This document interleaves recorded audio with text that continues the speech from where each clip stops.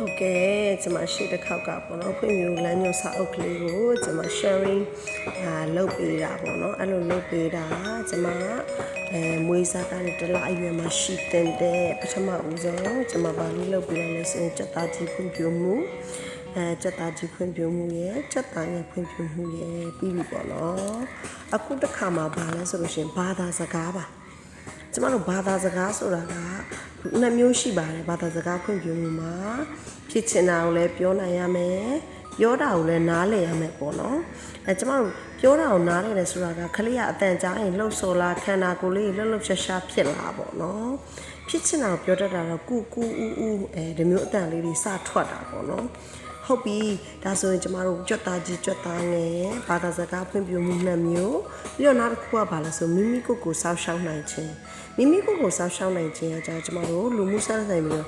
သူကခလေးကပြောရမလို့ဆိုရှင်ကျမတို့မွေးစားနေပြီးတော့ကျမတို့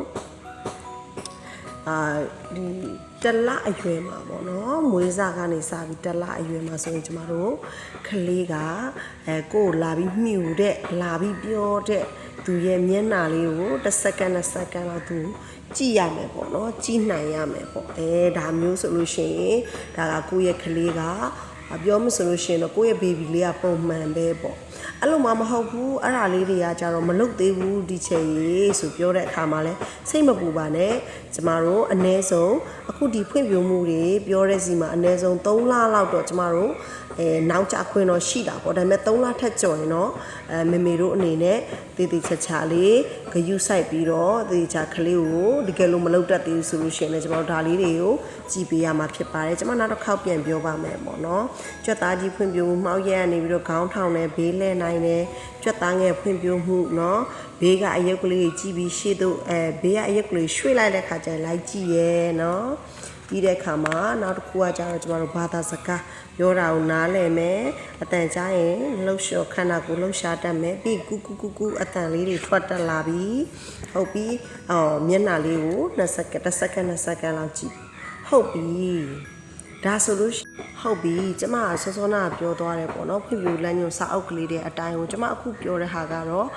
တကယ်ကိုလက်လံမမီတဲ့နေရာတွေမသိသေးတဲ့မိဘတွေအတွက်ရည်ရွယ်ပြီးတော့ကျမ sharing လုပ်ပေးခြင်းဖြစ်ပါတယ်ကျမကဒါကိုကျမ challenge ကလေးကိုပေါ့နော်ပုံလေးနဲ့လုပ်ပေးတာကမိဘတွေအနေနဲ့လည်းဖတ်ရလွယ်အောင်သိရလွယ်အောင်လုပ်ပေးတာခြင်းဖြစ်ပါတယ်ဒါလေးကိုမေမေတို့အတွက်အထောက်အကူဖြစ်မယ်လို့မျှော်လင့်ပါတယ်ကျမတို့ချက်ထဲမှာကလေးစိတ်ပညာသူတနာလောက်ကမြောက်နေပြောက်ဖြစ်ပါတယ်ကလေးတိုင်းကပျော်ရွှင်ပြီးကျန်းမာတဲ့စိတ်ခံစားချက်အတွေ့အမြင်နာဂတ်ကများပိုင်ဆိုင်ခြင်းကျမရည်ရွယ်ချက်ပါကျေးဇူးပါရှင်